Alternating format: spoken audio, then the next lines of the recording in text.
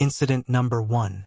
On June 14, 1382, in the city of Florence, Italy, a wealthy wine merchant named Lorenzo di Bianchi prepared to celebrate his greatest business victory.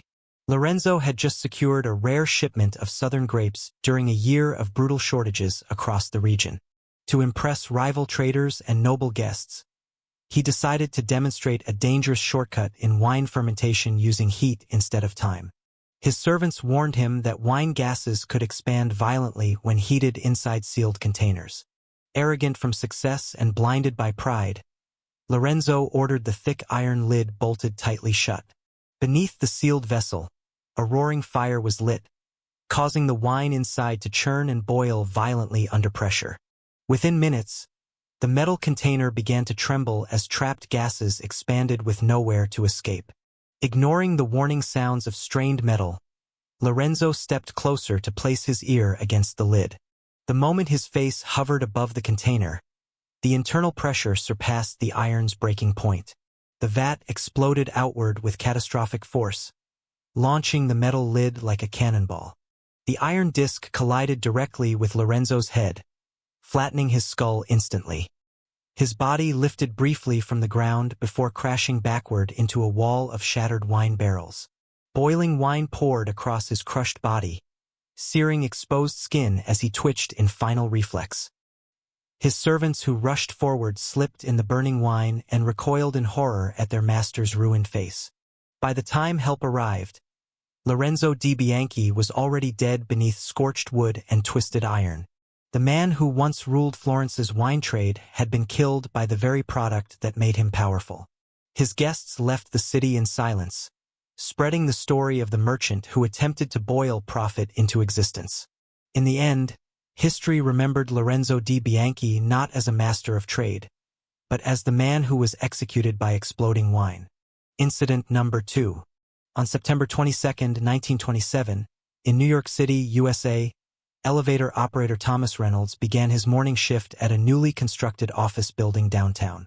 The building had been praised for its modern design, yet the elevators were still undergoing final safety tests.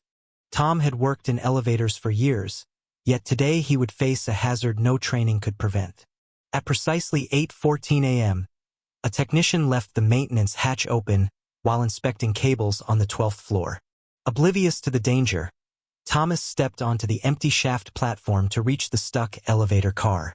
A misstep sent him tumbling downward, the shaft amplifying every second of his horrifying descent. His hands clawed at the metal sides, but the polished rails offered no purchase. Below, the elevator car remained stuck between floors, a hollow void ready to receive him. The impact at the bottom shattered his spine instantly, bones snapping in ways only horror could imagine. Cables snapped and tools fell around him, striking his limbs as the final insult to a life full of small, everyday heroics. Maintenance workers who arrived moments later recoiled at the sight, unable to comprehend how such a routine day had turned fatal. The coroner later noted that Thomas had died within seconds from multiple fractures and blunt trauma. News of the accident spread quickly, making headlines. Man falls to death in modern skyscraper. Thomas Reynolds became one of the earliest recorded victims of urban elevator mishaps in the rapidly growing city. The tragedy highlighted how new technology could be as dangerous as war or disease when ignored. He was remembered not for his years of service, but for a single ironic misstep that ended it all. His death became a cautionary tale for builders and city planners across the United States. Even a life spent moving people safely could be undone in seconds by a flaw no one had yet anticipated. Incident number 3. On March 15, 1693, in London, England, actor Edward Hargrove prepared to perform the lead role in a popular play at the bustling Globe Theatre. The theatre was crowded with nobility and commoners alike, eager to witness Edward's famed comedic timing. Unknown to the cast, the stage had been hastily repaired after a storm, leaving weak floorboards that creaked under weight. During a dramatic entrance, Edward stepped forcefully, unaware that the floor beneath him would betray him. The old beams groaned ominously before suddenly snapping, sending a section of the stage plunging downward.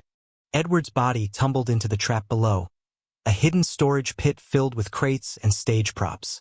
Crates smashed under his weight, splintering would puncturing his arms and torso with shocking force. Props meant for comedic relief now became instruments of his demise, striking him repeatedly as he tried to rise. A single heavy chandelier, dislodged by the collapsing boards above, fell directly onto his back. Edward's screams echoed through the theater, mingling with the gasps of horrified audience members. Stagehands rushed to his aid, but the weight of wood and chandelier made any movement impossible. By the time emergency tools were brought, Edward's injuries were catastrophic, his ribs broken and spine compressed. The audience was evacuated, leaving only the echoes of tragedy and the splintered stage behind. Doctors later confirmed he died instantly from blunt trauma and puncture wounds. Edward Hargrove, a man celebrated for laughter, became a cautionary tale of theater safety. The theater continued its performances, but the memory of his fall haunted every creaking floorboard. No villain or plague had claimed him. Only human error and fragile would mark the end of his life. In history, Edward is remembered as a man who fell victim not to fate, but to a stage that could not hold him. Incident number 4. On August 9, 1911, in Munich, Germany, Carnival enthusiast Carl Weiss eagerly approached the newest thrill ride at the summer fair. The ride, a towering mechanical swing, promised a dizzying loop over the crowded fairgrounds. Carl, known for his fearless nature, insisted on riding alone to experience the full thrill. The operator, distracted by ticket sales, failed to properly secure the central locking mechanism. As the ride began, a sudden jerk sent Carl swinging higher than expected, the chains creaking ominously. Within moments, a faulty chain snapped, sending the swing plummeting toward the packed fairground below.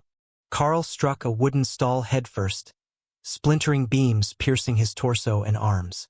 The crowd screamed as pieces of the ride and debris scattered across the fairground. He struggled for a few desperate seconds, his body pinned beneath broken wood and tangled ropes. The carnival operator froze in horror, realizing his negligence had claimed a life. Medics who arrived quickly confirmed Carl Weiss had succumbed instantly to blunt trauma and impalement. Fairgoers whispered in disbelief, the joyous atmosphere instantly replaced with tragedy. News of the accident spread throughout Munich, becoming a somber warning about mechanical rides. Carl's death was cited in subsequent safety reforms across Germany, highlighting the dangers of thrill-seeking. The man who once sought joy and excitement met his end not by malice, but by a simple mechanical flaw. The fair continued in muted tones, the laughter of children now accompanied by the memory of the fallen. Even years later, the story of Carl Weiss reminded carnival operators of the thin line between fun and fatality. Carl Weiss became a name etched in history, a life claimed by thrill and oversight, a cautionary tale remembered across Germany.